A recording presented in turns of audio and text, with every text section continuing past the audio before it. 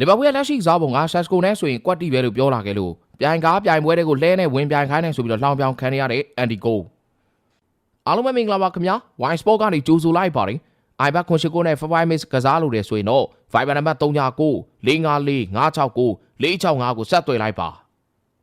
လီဗာပူးအနေနဲ့အကီတီကီရဲ့စားလို့ရှိရင် Benjamin Sesko ခေါ်ယူခဲ့တင်တာပါလီဗာပူးမှာရှိတဲ့ကစားမတွေနဲ့ကစားပုံဟာ Sesko နဲ့ဆိုပိုတင်တော်ပါတယ် Benjamin ဟာ finishing ပိုကောင်းတဲ့ကစားမပါမန်ယူနိုက်တက်တာသူ့ကိုဘယ်လိုသုံးပြမလဲဆိုတာကောင်းနားလည်သွားပြီဆိုရင်တွင်းကိုတွေပွဲတိုင်းမြင်တွေ့ရနိုင်ပါတယ်လို့မန်ယူတင်းရဲ့တိုင်းစီမော်အန်နီကိုကထုတ်ဖော်ပြောဆိုလာပါတယ်ဒါပေမဲ့2025-26ပရီးမီးယားလိရာသီမှာ3ပွဲကစားပြီးချိန်မှာအီကီတီကီကလီဗာပူးအတွက်ဂိုးတွေဒရက်ဆက်သွင်းနေချိန်မှာဆက်စကိုကတော့မန်ယူမှာဂိုးပေါက်ရှာဖွေဖို့ရုန်းကန်နေရတဲ့ချင်းဒီကြောင့်အင်ဒီကိုရဲ့စကားတွေကပရိသတ်တွေအတွက်ဟာတာလို့ဖြစ်သွားပါတယ်အန်နီကိုကလီဗာပူးကအီကီတီကီတဲ့ဆက်စကိုခေါ်ခဲ့တင်တာပါသူက finishing ပိုကောင်းတယ်မန်ယူကသူ့ကိုဘယ်လိုသုံးပြမလဲသိသွားရင်ဂိုးတွေပွဲတိုင်းမြင်ရလိမ့်မယ်လို့ပြောခဲ့တယ်ဒီစကားတစ်ချိန်ကမန်ယူအတွက်120ဂိုးသွင်းပြီးတော့ပရီးမီးယားလိဖလား9ချိန်ရောက်ခဲ့တဲ့ဂန်ဝင်တိုင်းစမူတူစီကထွက်လာမလို့အာယုံဆိုင်မှုခံခဲ့ရပါတယ်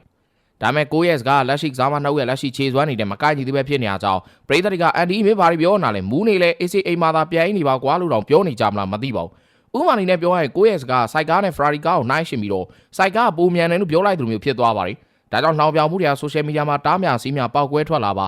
X မှာပရိသတ်တူကအနီကိုက Sesko ဂိုးသွင်းဆက်လို့ထင်နေရလားအီကီတီကတော့အခုလီဗာပူးမှာမီးလောင်နေရပဲဆိုတော့ရေးသားသွားပါတယ်အီကီတီကလီဗာပူးတို့2025-26ရာသီမှာအန်တင်ချာခြေစွမ်းပြမှုတွေကိုလှုပ်ထားနိုင်ပါတယ်ပရီးမီးယားလိ3ပွဲမှာခြေစွမ်းပြဂိုးတွေသွင်းထားပြီးတော့လီဗာပူးနီးပြအန်နီစလော့ရဲ့ကစားပုံစနစ်နဲ့အန်ဝင်ကြဖြစ်နေပါတယ်အီကီတီရဲ့အမြန်နှုံးတွန်းအားပြေးသွားတဲ့ကစားပုံနဲ့လီဗာပူးရဲ့တောင်ပိုင်းကစားမတွေဖြစ်တဲ့မိုဟာမက်ဆာလာတို့ပေါင်းဆက်ကစားနိုင်မှုကသူ့ကိုလီဗာပူးရဲ့တိုက်စစ်မှာအဓိကကစားမတူဖြစ်လာစေခဲ့ပါတယ်ဥပမာအနေနဲ့လီဗာပူးရဲ့ရာသီဖွင့်ပွဲမှာအီကီတီကအမြန်နှုံးနဲ့ခန်းစစ်ကိုဖျက်ကျော်ထိုးပေါက်ပြီးတော့ဂိုးသွင်းခဲ့တာဟာပရိသတ်တွေကိုဒီကောင်လေးကဒါဝင်နူးနက်စ်နေရာကိုအစားထိုးနိုင်ပြီလို့အော်ဟစ်ကြွေးကြော်စေနိုင်ခဲ့ပါတယ်ဒါပေမဲ့ခုအနီကိုရဲ့စကားတွေကတကယ်ဖြစ်နေတဲ့နှိုင်းရှင်ကြည့်ရင်တကယ်ကိုဗျာဒားတလန်တန်တလန်ပါပဲဘန်မင်ဆက်စကွာတော့မန်ယူနိုက်တက်မှာ2025-26ရာသီမှာအခုဒီကိုခြေသွမ်းမပြနိုင်သေးပါဘူးခြေသွမ်းပြဖို့အသာထားပါဘူးပွဲထွက်ခွင့်တော့မရသေးပါဘူးဒါတွေမကပါဘူးစလိုဗေးနီးယားအသင်းနဲ့နိုင်ငံတကာပွဲစဉ်တွေမှာလည်းသူကဂိုးပေါက်ပြောင်းနေတော့မှာ GRS Sesko စီမှာမျက်စိယောဂတစ်ခုရှိနေပြီနဲ့တူပါတယ်ဘာလို့လဲဆိုဂိုးပေါက်ဘယ်နားမှာရှိနေဆိုတာအခုချိန်ထိရှာမတွေ့နိုင်သေးလို့ပါဒီအချိန်မှာသုံးစားလို့မရလို့မန်ယူကနေနာပိုလီကိုငှားချလိုက်တဲ့လက်ဒူဝိုင်စလန်တို့တိုက်စစ်မှုမျိုးတောင်မှဒိမတ်အတွက်ဂိုးသွင်းနိုင်နေခဲ့ပါပြီကိုက